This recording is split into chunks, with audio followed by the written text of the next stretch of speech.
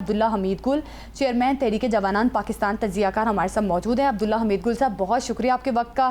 محدود فوجی حملے اور جوابی کارروائیاں کی جا رہی ہیں، کیا سمجھتے ہیں کس طرح سے معاہدہ آگے بڑھے گا اور یہ ساری صورتحال کیوں بنائی جا رہی ہے؟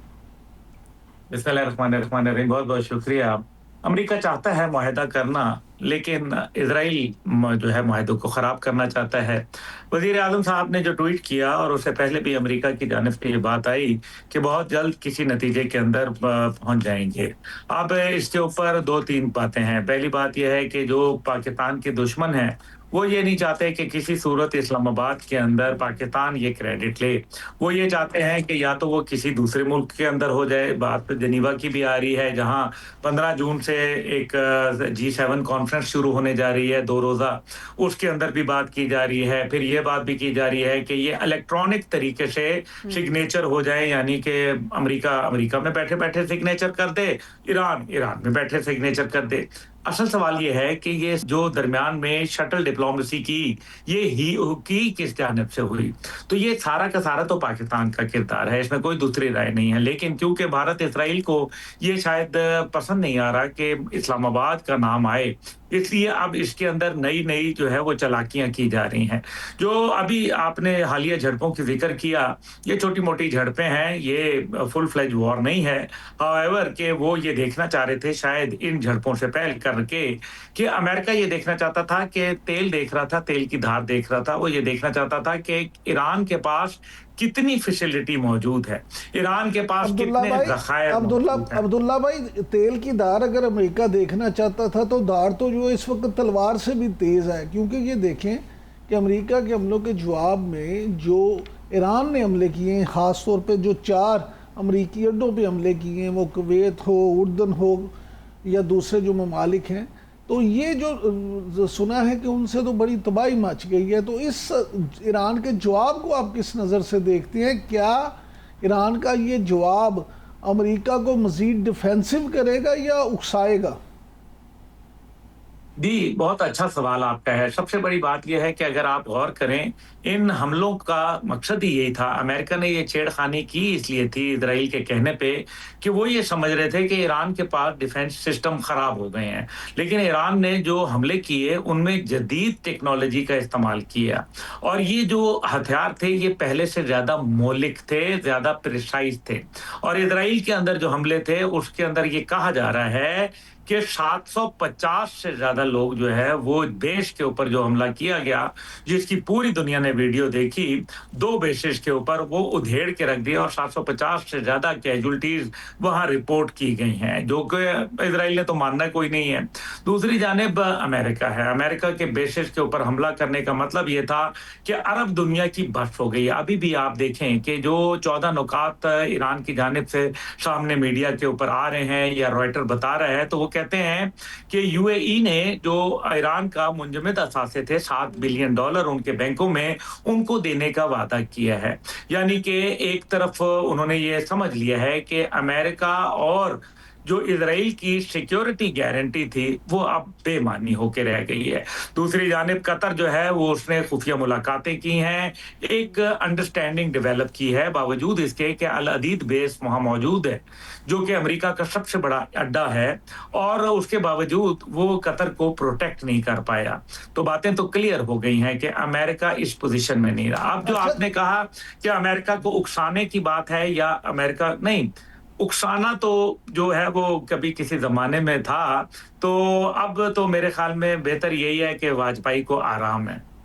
سر، بات یہ ہے کہ جیسے آپ کہہ رہے ہیں کہ بہت سارے ملکوں کی بس ہو گئی ہے، تو سر خبریں تو یہ بھی ہیں، ذرائع کا یہ کہنا ہے کہ UAE کی بھی بس ہو گئی ہے، اور ان کے جو انٹیلیجنس چیف ہیں وہ $3 ارب جو ہیں وہ ایران کو انہوں نے دیے ہیں، اور کہا جی اللہ دا واسطہ سے ساڑھے تو ہاتھ چک لو۔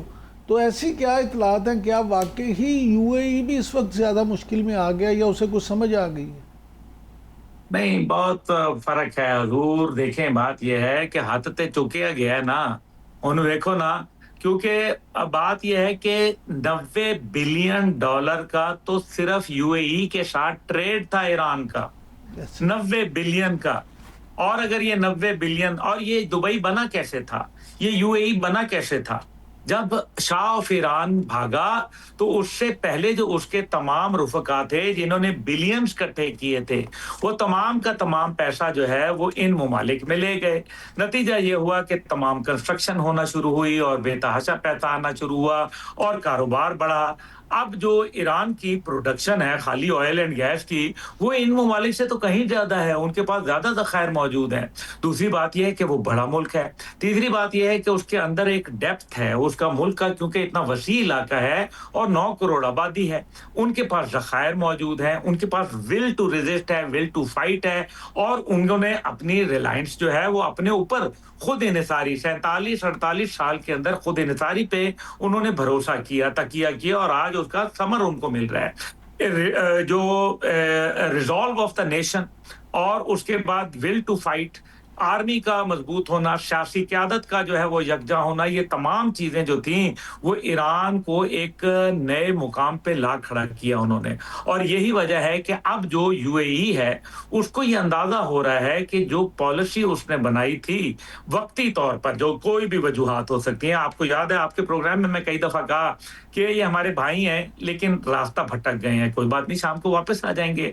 और यही बात मेरे ख्याल में ईरान को अब जो ईरान के हवाले से यूएई को समझ आना शुरू हुई है कि कारोबारी नुकसान भी है कि पूरे खित्ते को समझ आ गई ये बात कि ईरान की दिफाई ताकत का अंदाज़ा इनको हो गया है, क्योंकि ज़ाहिर है ईरान के फ्रोजन जो एसेट्स थे वो एक बड़ा मसला था, लेकिन अब ज़ाहिर है यूएई की जानिब से, अबू धाबी की जानिब से जो उनको दोबारा मुंजमद असासा को बहाल करने के हवाले से जो बात की जा रही है काफ़ी खुशाइंदा है। ये बताइएगा कि हम अब पहले भी बात कर रहे थे कि कुछ ऐसे अनासिर खित्ते में मौजूद है जो चाहते हैं कि मुआहिदा ना हो, कशीदगी बढ़े और मुज़ाकरात जो हैं वो सबोटाज किए जा सके, जिसमें इसराइल जैसे अनासिर भी मौजूद हैं। और क्या समझते हैं, ये भी कहा जा रहा है कि ईरान के बाद इसराइल के कुछ और भी टारगेट्स हैं, क्या समझते हैं कौन सा अगला टारगेट इसराइल का हो सकता है आगे?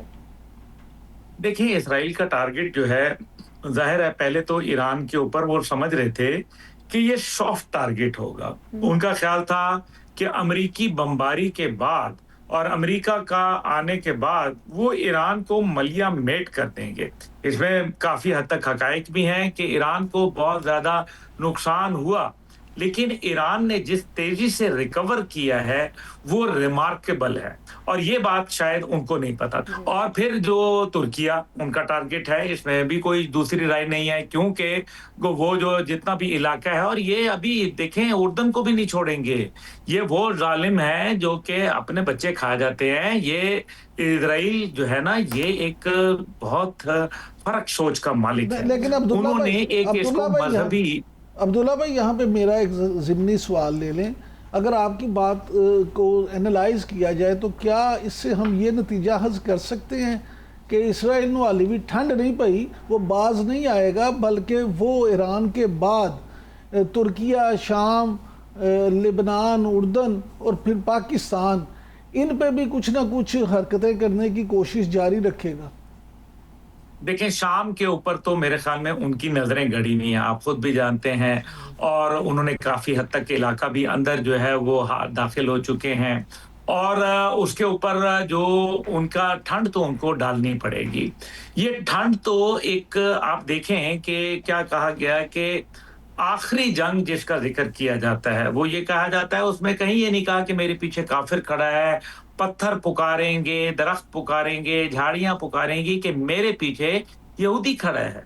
वहां कहीं ये नहीं है कि हिंदू खड़ा है, वहां ये कहीं नहीं कहा कि क्रिश्चियन खड़ा है, वहां ये कहा है यहूदी खड़ा है। इसलिए ठंड तो इनको पड़ेगी, और ठंड भी डालेगा कोई और नहीं, पाकिस्तान ही डालेगा इनको ठंड।